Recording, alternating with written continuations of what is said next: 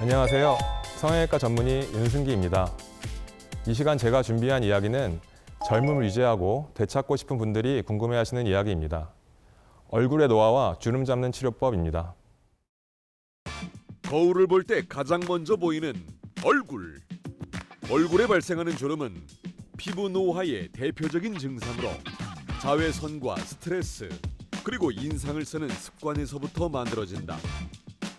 대개 안면주름은 피부 두께가 가장 얇은 눈가에서부터 시작해 이마, 입술, 턱밑순으로 발생하게 되는데, 우리 눈에 보이는 주름은 단순한 표면 주름이 아닌 피부 깊숙한 곳부터 진행되는 주름일 수 있다. 최근 안면주름 치료 방법으로 사용되는 치료법은 보톡스나 필러, 스킨 부스터와 같은 비수술적 치료와 지방 이식술과 실리프팅, 그리고 안면 거상과 같은 수술적 치료, 그리고 줄기세포를 이용한 치료법들이 사용되고 있는데, 얼굴에 내려앉은 시간의 흔적들을 되돌릴 수 있는 주름 치료법에 대해 자세히 알아보자. 인간의 노화, 언제부터 시작된다고 생각하시나요?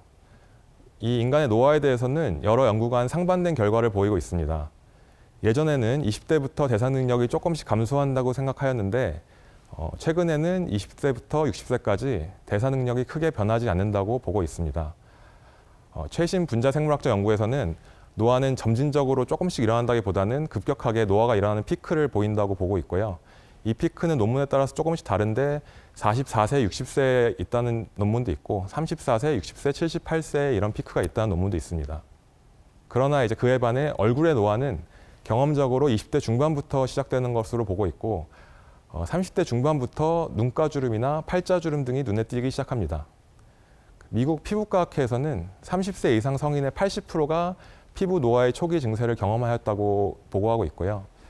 40대, 50대에 들어서면 노화의 양상이 단순히 피부뿐만 아니라 근육, 골격에서까지 복합적으로 나타나기 시작합니다. 그래서 노화라는 거는 이제 30대 중반부터 고민이 되기 시작하지만 나이에 따라서 조금씩 고민되는 부위가 바뀌게 되는 것입니다. 그래서 이런 노화에 대해서 살펴보기 위해서 먼저 얼굴의 구조를 알 필요가 있는데, 얼굴의 조직은 크게 5개의 층으로 나눠져 있고 노화에 따라서 모든 층에서 변화가 일어나게 됩니다. 그래서 얼굴의 구조를 보시면 맨 위에는 제일 표층에 피부가 있고 그 밑에 피하층, 그 밑에는 스마스층이라고 불리는 층이 있고 그 밑에 유지인대, 그리고 제일 깊이 이제 뼈를 감싸고 있는 골막과 깊은 근막이 있습니다. 이제 피부는 표피와 진피로 이루어져 있고 이러한 표피층은 두께에 따라 조직학적으로 4개 또는 5개의 층으로 이루어져 있고 진피도 부위에 따라 두께가 다르고 조직학적으로 크게 2개 층으로 나뉩니다. 그런데 이러한 층은 이제 현미경으로 보았을 때 보이는 층이고 결국에 피부 자체는 굉장히 얇은 층이고요. 보통 1mm에서 5mm 정도의 두께를 가지고 있고 또 표피 밑에 진피층이 얇을수록 노화에 더 취약한 것으로 되어 있습니다.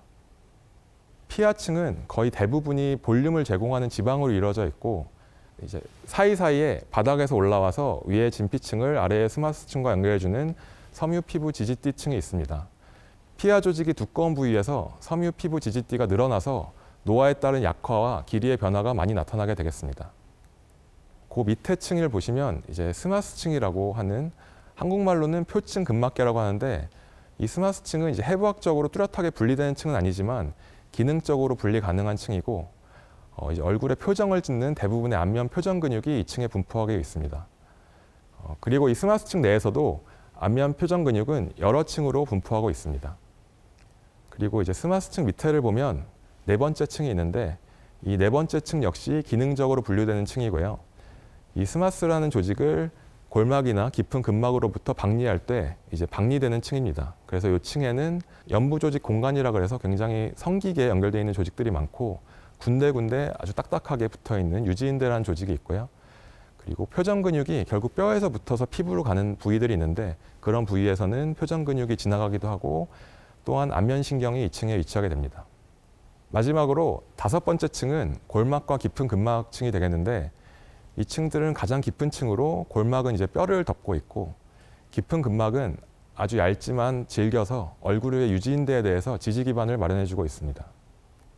그래서 안면부 노화의 원인이란 결국엔 얼굴의 모든 층에 걸쳐 나타나는 변화이고, 이제 몸이 클 때, 성장할 때 모든 게 늘어난다고 하면 노화는 이제 모든 게 줄어드는 과정이라고 생각하시면 되겠습니다.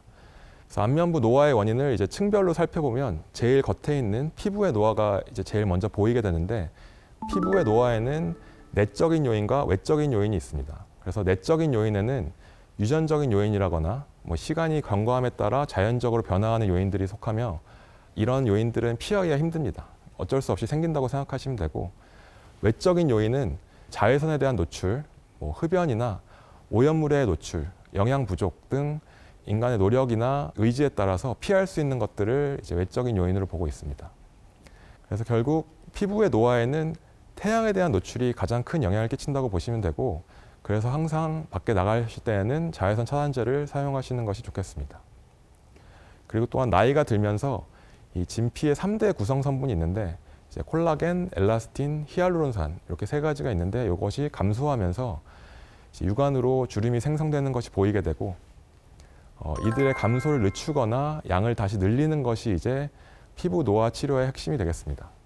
또한 피부의 염증 작용을 줄이고 항산화 작용을 늘리는 것도 하나의 목표가 되겠습니다. 그리고 이제 깊은 조직의 변화들은 피부 밑에 있기 때문에 육안으로는 잘 보이지 않고, 그래서 비교적 최근에 이해하기 시작했습니다. 그 중에서도 이제 뼈가 나이가 들면 조금 감소한다는 게 밝혀졌는데, 이게 직관적으로 생각하면 뼈가 줄어든다는 게 잘 이해가 되지 않지만, 이제 엑스레이가 개발된 뒤에는 여러 연구들을 통해서 나이가 먹으면 뼈가 줄어든다는 것이 밝혀졌습니다. 뼈가 줄어들게 되면 바람 빠진 풍선처럼 이제 위에 덮인 조직이 남게 되고, 이 조직들은 중력 방향으로 움직여서 처지게 됩니다. 그래서 이제 대부분 얼굴이 밑으로 처진다고 생각하시는데, 실제로는 이제 앞으로 숙이면 앞으로도 처지고, 옆으로 숙이면 옆으로도 처지고, 이제 조직이 남기 시작하면 그 조직들은 중력 방향으로 움직이게 되는 것입니다. 그리고 이제 피부와 뼈 사이에 지방과 근육에서도 변화가 일어나는데, 예전에는 얕은 층의 지방은 늘어나고 깊은 층의 지방이 감소한다는 논문들이 있었는데, 최근에는 얕은 층의 지방도 감소한다고 보고 있습니다. 그러니까 보통 살이 찌면은 얕은 층의 지방이 증가하는데, 이제 나이가 들면 사실 얼굴에서는 살이 빠지는 경우가 더 많거든요. 그리고 또한 근육도 약해지고 줄어들지만, 이제 근육이 붙어 있는 피부가 더 약해지기 때문에 결국은 상대적으로 근육은 피부에 비해서 더 강해지는 현상을 보이고, 그래서 주름이 더 잘 보이게 됩니다. 그래서 이제 주름의 종류에 대해서 한번 살펴볼 건데, 주름이란 얼굴 표정 근육의 움직임에 따라서 근육이 붙은 자리에 수직으로 생기는 줄입니다. 그래서 이 주름에도 깊이가 다양한데, 영어로는 이 주름을 지칭하는 단어가 4-5가지가 되는데, 한국어로는 뭐 잔주름, 깊은 주름 정도로 나눌 수가 있겠고, 이 잔주름이라는 건 이제 근육이 움직이면서 처음에는 동적인 주름이 생기는 겁니다. 이렇게 눈가에 힘을 주면 눈가에 주름이 생기는 것 같이 이제 이런 주름들은 젊을 때도 있을 수가 있고요. 근데 이게 자꾸 접히다 보면 이제 자꾸 접히는 부위에 진피가 파이면서 가만히 있어도 이런 주름이 남는 경우가 있는데, 흉터처럼 이런 주름은 정적인 주름이라고 하고, 결국 이런 주름들은 진피 표면에만 약하게 파인 경우도 있고, 진피의 절반 또는 전부를 아우르는 깊이의 주름도 있습니다. 하지만 이런 주름들은 대부분 다 잔주름이라고 생각하시면 되고, 이제 깊은 주름은 우리가 보통 얘기하는 팔자주름이나 마리오넷 주름처럼 피부가 겹치면서 생기는 아주 깊은 주름이라고 보시면 되고, 이게 이제 뼈가 작아지고 지지력이 약해지면 조직이 남아서 중력 방향으로 움직이면서 피부 탄력도 떨어지고, 그 주름들 위쪽에 볼륨이 늘어나기 때문에 이제 점점 더 주름이 깊어지게 됩니다. 그래서 잔주름과는 생성 원리가 다르고, 또한 이것은 결국 볼륨의 문제와도 연결된 것이라고 볼 수 있습니다. 그래서 다시 한번 처짐의 원인에 대해서 살펴보면, 좀 많이 단순화시켜서 얘기하면 이제 각 층의 볼륨 간의 차이와 탄력의 차이에서 이제 처짐이 발생한다고 생각하시면 되고, 아까 말씀드렸던 세 번째 층, 이제 스마스층과 그 밑에 스마스층 하부의 볼륨의 차이에 의해서 이제 스마스가 처지게 되고, 이런 볼륨의 차이를 일으키는 것이 이제 노화로 인한 골흡수, 이제 뼈를 잘라내는 윤곽이나 양악 수술, 그리고 교정이나 치아 발치 등이 있겠습니다. 그리고 피부 및 피부 하부의 볼륨, 그 사이가 이제 볼륨 차이가 발생하는 것이 피부가 노화되면서 탄력이 떨어지거나, 아니면 급격하게 감량을 하거나 얼굴에서 지방을 흡입해서 지방을 빼거나 피하 지방을 그런 경우에 이제 피부와 피부 밑에 층의 볼륨의 차이가 발생한다고 보실 수 있겠습니다. 그래서 이러한 처짐을 개선하기 위해서는 결국 볼륨이 부족한 부분에 볼륨을 늘리거나 이제 볼륨이 남는 부분에 볼륨을 줄여야 되는데 볼륨을 늘리는 뭐 수술이나 시술로는 이제 뭐 보형물을 집어넣는다든지 지방을 이식한다거나 아니면 최근에는 이제 필러 같은 제품을 주사하거나 이런 방법이 있겠고 볼륨이 남는 부분에 볼륨을 줄이는 방법 또는 피부의 탄력을 늘리는 방법으로는 이제 피부 관리, 이제 자가 관리는 뭐 사실 이건 평생 하셔야 된다고 생각하고요. 그 다음에 피부 탄력을 늘려주는 주사, 뭐 스킨 부스터 주사나 보톡스 주사, 그리고 또한 뭐 보통 일반적으로 레이저라고 부르지만 이제 그 안에 속하는 뭐 여러 가지 기계를 이용한 이제 탄력 관리나 볼륨 관리, 뭐 요즘 하이프 장비나 고주파 장비도 보통 넓은 의미에서 레이저라는 범위에 속하게 되겠죠. 이런 것들을 할 수가 있고, 아니면 이제 수술적인 방법으로는 뭐 실리프팅으로 볼륨을 이동시키거나 안면 거상 같은 수술로 볼륨을 줄이고 이동시키는 방법이 있겠습니다. 그래서 처음 이제 레이저부터 살펴보면 레이저라는 건 일반적으로 비침습적인 에너지를 사용해서 이제 피부를 하얗게 만들거나 탄력을 좋게 하거나 부피를 줄여주는 제품군을 통칭하는 것이고, 그런 기기들 중에서 이제 완전 비침습적이진 않고 바늘 같은 걸 얼굴에 찔러서 뭐 고주파나 에너지를 가하는 그런 기기들도 포함되어 있습니다. 그래서 이제 빛 에너지를 사용하는 아주 철저한 의미에서의 레이저는 뭐 매질에 따라서 CO2 레이저, ND 야그 레이저, 뭐 IPL 그것도 종류가 굉장히 많고, 또한 사용하는 파장이나 에너지 조사 방식에 따라서 피부가 하얗게 되기도 하고 점을 뺄 수도 있고 뭐 제모를 하고, 최근에는 피부 탄력을 좋게 하거나 뭐 피부 밑에 있는 피하 지방의 부피를 좀 줄이는 그런 레이저도 존재하고요.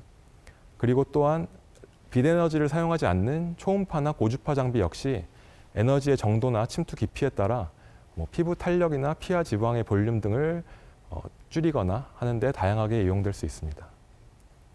그리고 두 번째로 이제 주사 치료는 주사를 이용해서 시술하는 방식을 이제 통칭해서 지칭하는 말인데, 크게 봤을 때 이제 보톡스, 필러, 그리고 스킨 부스터 정도로 나눠볼 수 있겠습니다. 이제 보톡스는 클로스트리디움 보툴리늄이라는 박테리아의 외독소를 정제한 것이고요. 이제 그 박테리아가 분비하는 독이 있는데 그 독이 이제 근육을 마비시키는 독입니다. 그래서 이 근육이랑 신경이 붙어 있는 신경에서 근육으로 신호를 보내는 신경근 접합부라는 곳에 작용해서 이 신경에서 아세틸콜린이라는 물질의 분비를 막아서 이 근육이 안 움직이게 근육을 마비시키는 약이고요. 얼굴 표정근에 소량 주사하면 이제 그 근육들이 마비되면서 이제 뭐 눈가 주름이라든지 이마 주름, 미간 주름 뭐 이런 주름들을 안 생기게 만들어주는 이제 약이 되겠습니다.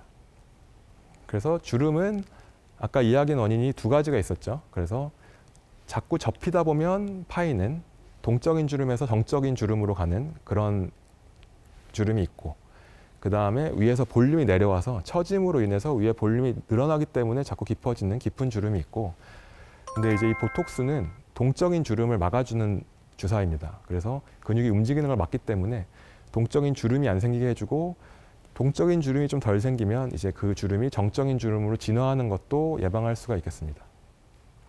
그리고 이제 필러라는 이제 보톡스에 의해서 두 번째로 필러라는 주사 치료가 있는데, 필러는 이제 결국에는 주사를 해서 볼륨을 채워주는 물질들을 모두 통칭하는 말이고요. 이제 1899년에 개순이라는 의사가 이제 고환 적출을 한 남자에게 이제 고환 위치에다가 파라핀을 주사해서 이제 고환을 만들어 준 거죠. 이제 그게 처음 필러를 사용한 케이스로 이제 등록이 돼 있고, 그 이후에는 이제 잘 사용되진 않고 한국에서도 이제 불법 이물질 주사제로 예전에 뭐 선풍기 아줌마 이런 분들이 이제 예전에 그 이물질 주사로 사용해가지고 그 화제가 된 적도 있었고요. 근데 이제 최근에 사용되는 필러는 대부분 미용적 목적의 사용으로 FDA의 승인을 받은 제품들이고요. 최초로 승인받은 게 81년도 소 콜라겐으로 만든 필러가 승인되었고, 이제 최근에 제일 많이 사용되는 필러인 히알루론산 필러는 2003년도에 이제 승인이 되었습니다. 그래서 이러한 제품들은 대부분 팔자주름에서 주사를 해서 이제 팔자주름을 개선하는 그런 약제로 승인되었는데 이제 97년도에 FDA 현대화 법안에 따라서 이제 팔자 부위가 아닌 얼굴의 다른 부위에서의 사용도 가능해지면서 널리 퍼지게 되었습니다. 마지막으로 이제 주사 치료 중에 스킨 부스터라는 주사가 있는데 이 스킨 부스터는 피부의 얇은 층에 주사해서 섬유 아세포라는 세포가 이제 그 콜라겐이나 이런 걸 만들어내는 그런 세포들을 자극해서 피부 탄력을 좋게 하거나 얼굴의 수분감을 늘려주는 제품들을 통칭하는 말이고요. 이 스킨 부스터가 정말로 시장이 커져서 성분이 지금 굉장히 많습니다. 이 스킨 부스터랑 또 필러랑 경계도 점점 모호해져서 깊은 층에 주사해서 볼륨을 채우는 필러도 이제 피부 근처에 주사해서 스킨 부스터처럼 사용하기도 하고 스킨 부스터처럼 사용하던 제품을 깊이 주사해서 볼륨을 더 늘리는 방식으로 사용하기도 합니다. 그리고 또한 이제 최근에 좀 더 각광을 받고 있는 이제 줄기세포 주사 같은 경우도 아주 넓은 의미에서는 이제 이러한 스킨 부스터 카테고리에 속한다고 볼 수 있겠습니다. 수술로 이제 어떤 주름이나 처짐을 해결하는 방법들이 있는데 이제 대표적인 수술로는 안면 거상술이 있습니다. 그 외에도 이제 얼굴의 지방이나 볼륨을 채울 수 있는 지방 이식술, 회복 기간이 부담스러운 환자분들을 위한 실리프팅도 있고요. 그리고 이런 수술적인 방법들이 뭔가 이런 주사보다 더 최근에 생겼을 것 같은데 실제로는 이런 수술적인 방법들이 굉장히 역사가 길고요. 오히려 최근에 나온 스킨 부스터라든지 필러 이런 것들보다도 더 오래됐습니다.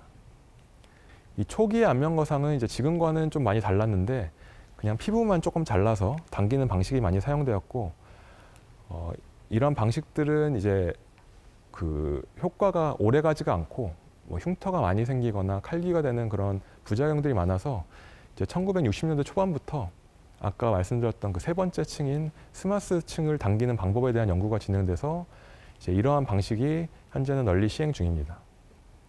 그래서 결국 안면 거상이란 수술은 그 남는 조직을 당겨서 제거를 하기 때문에 각 층의 볼륨 차이를 줄여줘서 처짐을 개선할 수 있고 그 다음에 또한 얼굴 볼륨을 줄이는 수술이고요. 그리고 일부 상대적으로 밑으로 내려가 있는 조직들인 심부볼 지방이나 볼 지방 등을 재배치할 수 있는 기능이 있습니다. 이런 안면 거상술도 이제 효과가 좋지만 단점이 있는데 박리 범위가 넓기 때문에 회복 기간이 좀 길고 그다음에 박리 범위 내에 감각신경이 끊어지기 때문에 얼굴이 먹먹한 느낌이 다 돌아올 때까지 한 8개월 이상 지속되는 단점이 있고요. 그다음에 스마스 밑을 박리할 때 이제 스마스 밑에 층에 안면 거상이 주행하게 되는데 이 안면 거상에 손상이 가능성이 있기 때문에 안면 운동에 문제가 생길 수가 있습니다. 그래서 스마스를 제대로 박리해서 당기고 피부를 최소한으로 절제하지 않으면 흉터가 심하게 지거나 칼기가 생기는 문제가 발생할 수 있습니다.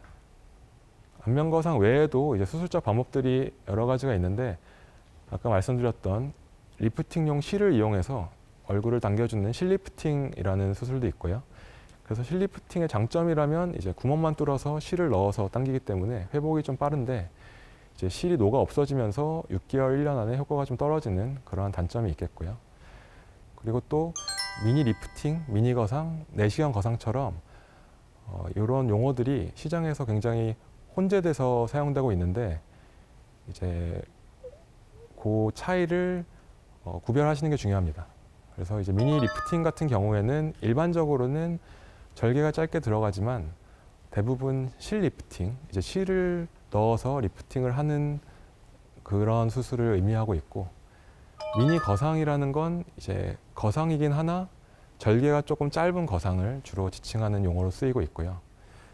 내시경 거상은 이제 미니 거상보다도 보통 절개가 짧으면서 이제 박리를 골막 하로 하는 경우도 있고 스마스 밑으로 하는 경우도 있고 그래서 절개를 짧게 하면서 내시경으로 들어가서 박리를 해서 당기는 수술을 지칭하는 단어입니다.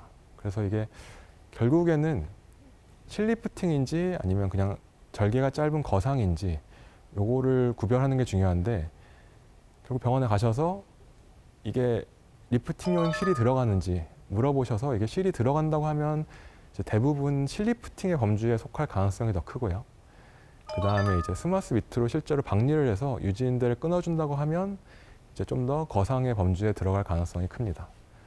그래서 이러한 단어들이 굉장히 지금 혼재되어 있어서 병원마다 쓰는 단어가 다르기 때문에 이런 거는 직접 좀 확인해 보시는 것이 좋겠습니다. 그리고 또한 절개가 짧다고 무조건 좋은 게 아닌 것이 처짐이 많을수록 이걸 당겼을 때 이제 피부가 남는 게 좀 많이 있거든요. 그래서 그런 피부가 울지 않으려면 피부를 결국 절개해 주는 것이 훨씬 결과가 좋고, 그래서 나에게 절개가 짧은 거상이 맞는지에 대한 판단도 이제 전문의와의 상의를 통해서 결정하시는 것이 좋겠습니다. 마지막으로 이제 줄기세포에 대해서 한번 살펴볼 텐데, 줄기세포를 성형외과 영역에서 사용하는 것은 사실 역사도 오래되지 않았고 사용할 수 있는 분야가 좀 제한적이긴 하지만, 이제 사용하는 부분들을 설명을 드리면, 이제 수술할 때는 지방 이식을 할 때 지방과 함께 줄기세포를 같이 주사하면 이제 지방의 생착률이라고 하는데, 지방이 조직에 들어가서 거기에서 살아남을 가능성이 더 높아지고요. 그 다음에 또한 창상, 이제 상처가 났을 때 그 창상의 회복을 도와서 상처가 더 빠르게 낫도록 하는 효과가 있습니다. 그래서 안면 거상술 시에도 창상에다 줄기세포를 도포하면 창상의 치유가 좀 더 빠르게 되고요. 그 다음에 아까 스킨 부스터의 일종으로 줄기세포를 활용한다고 말씀드렸는데, 이제 아주 딱딱한 흉터나 뭐 비우된 바늘 이런 데 주사하게 되면 이 흉터가 좀 연해지고 좀 가라앉는 그런 효과를 볼 수가 있고, 또한 스킨 부스터처럼 피하에 주사해서 섬유 모세포의 활성화를 도모해서 피부 탄력을 좋게 하거나 수분감을 늘리는 등의 용도로도 사용할 수가 있겠습니다. 이러한 피부 주름은 이제 겉으로 보기엔 다 비슷해 보일 수 있지만 전문가 입장에서 보면 생활 환경이 다릅니다. 그리고 주름 잡는 치료법 중에서 수술적 치료는 한번 잘못하면 원상태로 되돌리기도 어렵습니다. 좀 더 젊어지고 싶은 욕심에 전문의의 이야기를 무시하고 자신이 원하는 방향으로 수술을 진행하게 되면 분명 후회할 수 있다는 점, 오늘 이 방송을 보는 분들이 꼭 기억하면 좋을 것 같습니다.